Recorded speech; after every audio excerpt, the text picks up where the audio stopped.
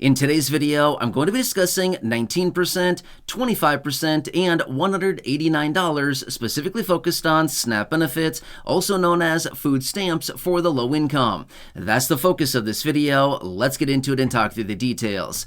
All right, so as you probably just noticed from the numbers that is laid out for you, there is quite a bit that I do want to share with you here in this video because at the end of the day, this is going to directly pertain to your monthly benefits known as SNAP benefits, food stamps, or sometimes referred to as EBT. And these go out to about 43 million people every single month right now in 2024.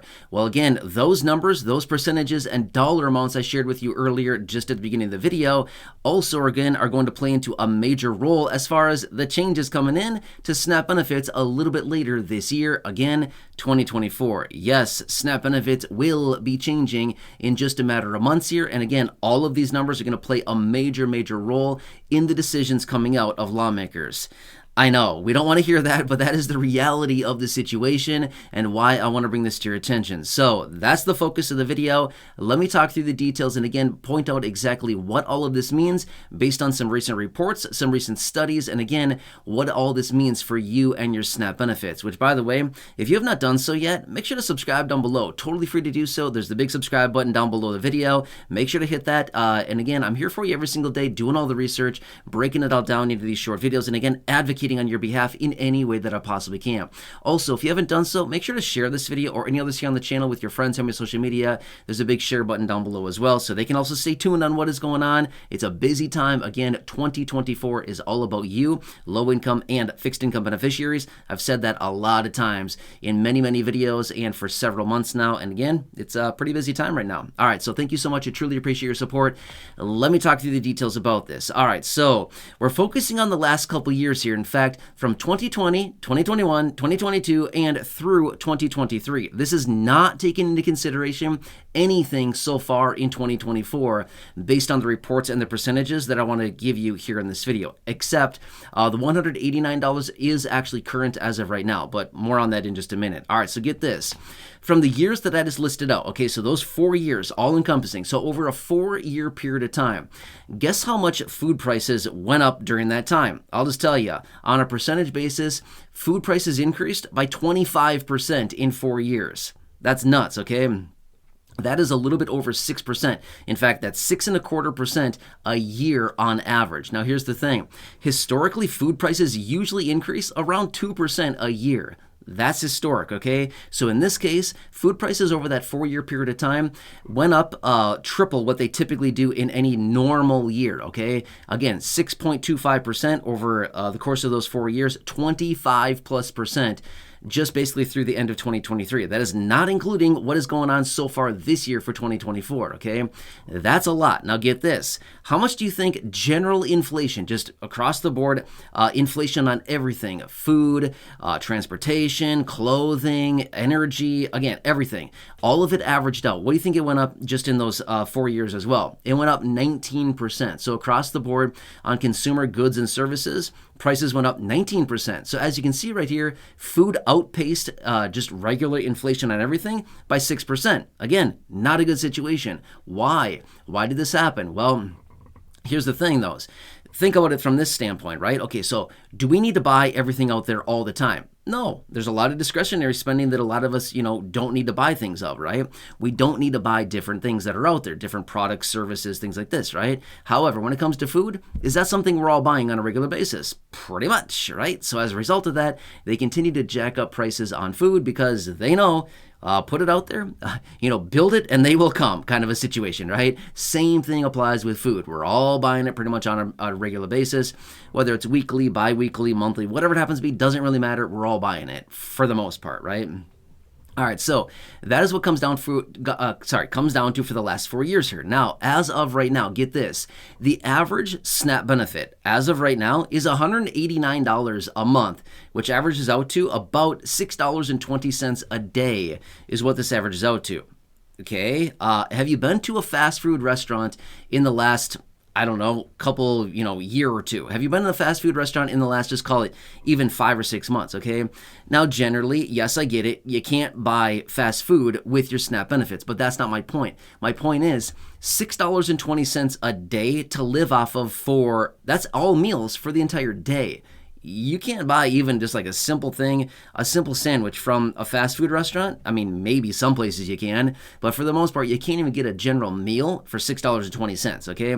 And they expect people to live on that on a daily basis to cover all of your meals for the entire day for a single person. So it's just not simply working out, right? $189 a day is the average right now for SNAP benefits. Now, you don't need to share with me your benefit amount. Again, please don't do that. I don't want to know how much you're getting, but I'm simply saying, do you think that's reasonable? $189 a day or $6.20 a day?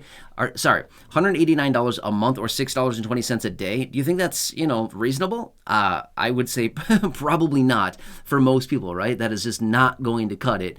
Obviously, what you're buying and things like this, all depends there, but that's just not much. It's just not going to cut it for the vast majority of people. But anyway, here's what I want to bring to your attention as well, okay? Remember, SNAP benefits will be changing this year. Why? It all comes down to the Farm Bill. I know, this is a thing that is still out there. So here's what happens. Lawmakers were supposed to pass the Farm Bill by the end of the fiscal year last year. So basically September 30th of 2023, this was supposed to be passed in Congress. They were supposed to pass this through. They did not do it. So what they did is they pushed it out until mid-November of last year, 2023. And then when that came around, which again was just basically they were trying to push out the full fiscal year funding for the federal government out until November 17th of last year, 2023. At that time, they said, hey, as far as the Farm Bill goes, let's just push it out until the end of the fiscal year next year, which would have been September 30th of this year, 2024. That is the end of the fiscal year. So that is where we're currently sitting as of right now. The Farm Bill must be done by then. Remember this so much as well. The Farm Bill is encompassed, all this money out there. It must be negotiated once every 5 years. But here's the thing, 80% of the Farm Bill is focused around SNAP benefits and food assistance for the low income. So do you think that lawmakers are probably going to be making some changes to SNAP benefits? Yeah, I know. We don't want to think that, we want to think like, hey, no, they're not going to do anything. I would say this much, get prepared. There will be some changes to SNAP benefits. There's just no way that they're not going to change the program at all. Basically, with this Farm Bill that's out there, they're going to be doing something to it. What are the changes going to look like, and how is that going to impact your benefit? Well, that's a really good question. We don't know that yet. That's the scary part. But with the numbers I've been giving you here in this video, again, the 19% of general inflation that has gone up on consumer goods and services over the last 4 years, the 25% food inflation over the same period of time, and again, the average benefit of $189 a month or $6.20 a day, all of this is going to be considered as they negotiate all the details of the Farm Bill. It's going to be very important looking forward, right? Now, does this mean that they're going to completely overhaul SNAP benefits and, raise benefits by 100%? Highly doubt it, okay? So please don't get your hopes up for that. But will they take all this into consideration and say, hey, look, food prices continue to go up and these SNAP benefits are not keeping up? Yet again, by the way, the COLA for this year for SNAP benefits, for the fiscal year of 2024, SNAP benefits only went up by 3.5%. Remember the averages I just told you? Food inflation has gone up by 6.25%. So we basically lost, call it 3%.